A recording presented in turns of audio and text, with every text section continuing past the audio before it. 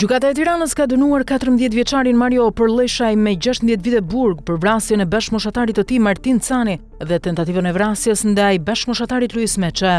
Ngjarje që tronditja sokoi Tiranën. Prokuroria kërkoi 25 vite, por për të mitur dënimi nuk mund të kalojë 12 vite për secilën vrasje. Bashkimi i dënimeve çoi Përlleshajin në 16 vite. Në seancë ishte i pranishëm vetëm jati e Martinit dhe Luis Meçe, shoku i të ndjerit. Jati e Martin Canit e konsideroi vendimin rrezet drite për familjen, duke akuzuar shkollën për mosveprime. Ngjarja ndodhi më 18 nëntor të vitit 2024, vetëm 200 metra nga shkolla Fanoli në Tiranë, pas një konflikti të nisur brenda saj dhe që përfundoi me përleshje fatale jashtë ambienteve të shkollës. Një ngjarje rënd ka tronditur Klosin, ku 39 vjeçari Klodian Kulla, nipi i Nehat Kullës, të njohur si Generali, dyshohet se i dha fundjetës duke u vethedhur nga ura e fshatit. Sipas burimeve paraprake, ai ndaloi makinën në mes të urës dhe u hodh nga një lartësi prej rreth 158 metrash, një prej urave më të larta të rrugës së Arbrit. Në kohën e ngjarjes mësohet se Kulla po udhtonte nga Tirana drejt Dibrës. Pas ndalimit të automjetit, ai është ngjitur mbi mbrojtëse anësore dhe është hedhur, duke gjetur vdekjen e menjëhershme. Hetimet paraprake thonë se kemi të bëjmë me vetflijim, ndërsa grupi hetimor dhe prokuroria po punojnë për të sqaruar plotësisht motivet dhe rrethanat e kësaj ngjarje të rëndë.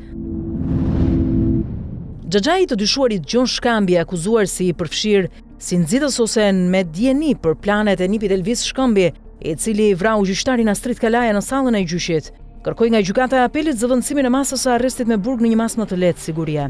Gjykatësi Gendshala rrëzoi kërkesën, duke vendosur që Shkambi të qëndrojë në burg. Si argument, mbrojtja e tij paraqiti kartelat mjekësore të bashkëshortes dhe të vet të dyshuarit, duke pretenduar gjendje të rëndë shëndetësore, por gjykata e konsideroi kërkesën të pabazuar. Pas arrestimit, Shkambi u lan mas arrest me burg dhe shmangur e kursi në gjykatën e lartë, duke u drejtuar apelit, i cili për herë të tretë refuzoi ndryshimin e masës së sigurisë. Vendimi tregon se gjykata nuk e ka gjetur të provuar përfitimin e kushteve të jashtëzakonshme për të lehtësuar masën ndaj të dyshuarit. Një operacion i pazakon në portin e Durrësit çoi në ndalimin e 2 oficerëve të Guardia di Finanzas italiane dhe një personi tjetër, të cilët po udhëtonin drejt Italisë me një furgon. Gjatë kontrollit, policia gjeti çanta me pajisje përgjimi, përfshirë GPS, tela, kaçavidha e pinca. Oficerët pretenduan se kishin autorizim për të hyrë në Shqipëri me këto aparatura, por nuk paraqitën dokumentacion zyrtar. Sipas informacionit, skuadra qëndroi rreth 24 orë në vendin tonë me qëllim të dyshuar për veprime përgjimi dhe më pas tentuan të largoheshin me të njëjtin itinerar. Pasi u morën deklarimet, 3 të ndaluarit u lanë të lirë, ndërsa policia sekuestroi pajisjet dhe referoi rastin në prokurorinë e Durrësit për hetime të mëtejshme. Dyshohet se qëllimi i vizitës ishte për llogaritë një hetimi në Itali, por identiteti i objektivit nuk është bërë i ditur. Rasti nuk është publikuar nga autoritetet shqiptare.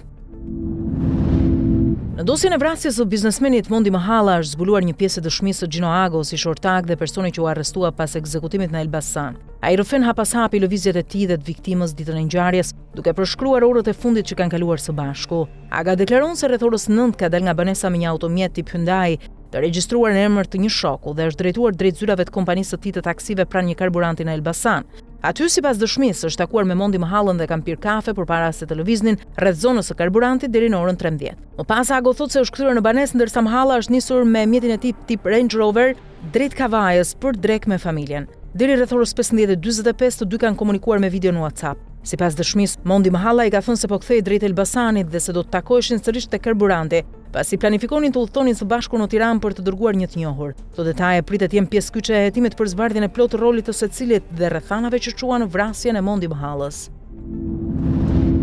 Pas humbjes së jetës së një personi me profesion marinar nga Azerbajxhani, të identifikuar me iniciale Ja, gjatë punës në anije, hetimet zbuluan dyshime për shkelje të rregullave të sigurisë në punë. Sipas informacionit zyrtar, viktima dyshohet ketë rënë në kontakt me rrymën elektrike. Si pasojë e hetimeve, komisariati i policisë së Durrësit ka arrestuar kapitenin dhe inxhinierin e anijes. Personi nga Azerbajxhani dhe një shtetas tjetër nga Gjeorgjia, të cilët akuzohen për veprën penale të shkeljes së rregullave të mbrojtjes në punë. Hetimet vijojnë për të sqaruar të gjitha rrethanat e ngjarjes dhe përgjegjësit që çuan në tragjedinë e marinarit të ri 24 vjeçar 2 ditë më parë. Operacioni rutini i policisë për kontrollin e zonës në Rosh u kthye në një përballje të rrezikshme me 2 persona me prirje të theksuara radikale, Erzenuka dhe Julian Cumraku. Kur policia i zbuloi brenda një banese të braktisur, Cumraku u shpërtheu me thirrje ekstremiste: "Nuk i dorëzohemi policisë të gjallë, i dorëzohemi vetëm Allahut." duke paralajmëruar rezistencë të armatosur. Pasi forcat speciale RNA mbritën dhe rrethuan objektin nga brenda u qellua me breshëri automatiku, duke çuar situatën në prag të një shkëmbimi zjarri. Negociatat vijuan për orë të tëra derisa në vend ngjarje mbërriti besniku Uka vëllai i Erzenit. Ndërhyrja e tij zbuti tensionin dhe të dy persona dolën të paarmatosur rreth orës 20 mbrëmjes. Erzen Uka, më parë i dënuar për nxitje fetare dhe propagandë pro-ISIS, dhe Cumraku refuzuan të jepnin deklarime, ndërsa ndaj tyre tashmë vijon një dosje re penale për armbajtje pa leje. Kontrolli në banesë zbuloi një arsenal të plot, 5 armë zjarri, qindra fishek, pistoleta automatik dhe një flamur të zi me mbishkrime arabe, identik me atë të organizatës terroriste ISIS. Po ashtu sekuestruan çanta me rroba e libra fetar. Ngjarja konsiderohet një nga sinjalet më serioze të viteve të fundit për radikalizim aktiv në zonat rurale të veriut, teksa hetimet e antiterrorit vijojnë për zbuluar nëse dy të arrestuarit kanë lidhje me rrjete më të gjëra ekstremiste. Ndërkohë, për ngjarje në fjalë, është marrë edhe dëshmia e njërit prej protagonistëve, që shpresohet të hedhë më tej dritë zbulimit të gjithë rrjetit. Taulan Toma, 41 vjeç i njohur si ekspert i arratisjeve ekstreme, ka krijuar alarm të madh në Itali pasi u largua nga burgu i sigurisë së lartë, duke e kthyer veten në personin më të kërkuar të vendit. Me trup të imët e dobësuar qëllimisht, ai arriti të kalojë përmes një vrime prej pak centimetrash, të krijuar duke sharruar hekurat, një plan që shoku i tij i qelis nuk e realizoi dot. Toma kishte siguruar mjete pune brenda zonave të dënuarve, kishte përgatitur një litar me çarçaf për të ulur nga kati i tretë dhe kishte ndërtuar një grep artizanal me bishta fsheshtash për të kapërcyer murin 6 metra të lartë. Kamerat e filmuan teksa largohej në këmbë në agim, ndërsa një furgon i braktisur u gjet pak orë më vonë, duke ngritur dyshime për ndihmë nga jashtë. Arratisja ishte planifikuar në ditë feste, kur personeli ishte i reduktuar. Alarmi u dha vetëm 2 orë më vonë. Ky është akti i fundit i një karriere arratisjesh. Në Parm 2013, Terni në 2009, në Liezh në 2013, të gjitha të realizuara me plane të sofistikuara. Toma është dënuar me 24 vite burg për grabitje, vjedhje me armë, dhe nuk pritet të lirohej para 2048-s. Autoritetet italiane paralajmërojnë se ai mund të largohet jashtë vendit duke u mbështetur te rrjetet kriminale shqiptare. Një përfaqësues i autoriteteve përshkroi situatën me tone dramatike. Një i dënuar e ktheu burgun e sigurisë së lartë në një trampolin drejt lirisë. Autoritetet helene kanë arrestuar 2 grek dhe 4 shqiptar të dyshuar si pjesë e një organizate kriminale vrasësish me pagesë që dyshohet se ka tentuar ekzekutimin e një personi në shtatorin e kaluar. Gjatë operacionit policia sekuestroi 4 kalashnikov, 3 pistoleta, sasi kokaine dhe para kesh, ndërsa identitetet ende mbahen të fshehta për shkak të hetimeve. Sipas mediave greke, shqiptarët e arrestuar dyshohen se janë përfshirë në një atentat të hershëm ndaj Xhanis Lalas, biznesmenit të ndar nga jeta nëntorin e kaluar.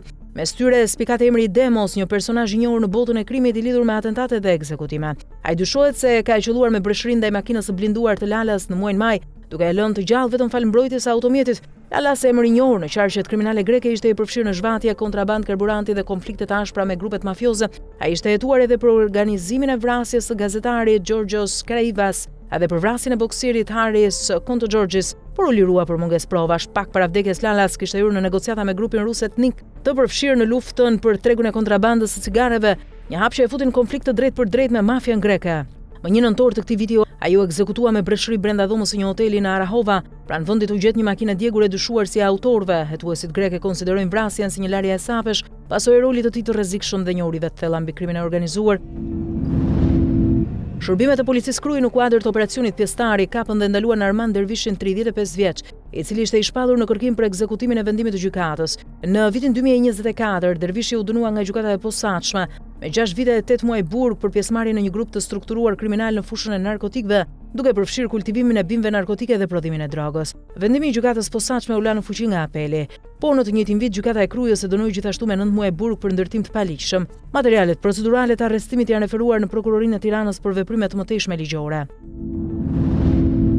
Një 57 vjeçare në Vlorë ka humbur jetën në banesën e saj vetëm pak kohë pasi kishte kryer një ndërhyrje kirurgjikale. Rrethanat e vdekjes mbeten ende të paqarta, ndërsa dyshimet e para lidhen pikërisht me komplikacionet pas operacionit.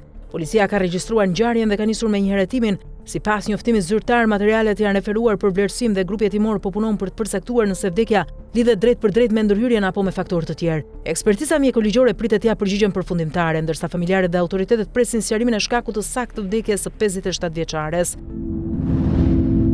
Një ngjarje e rëndë ka tronditur mesditën e sotme zonën Korçë Devoll, rreth orës 11:45 minuta pranë fshatit Cangonj.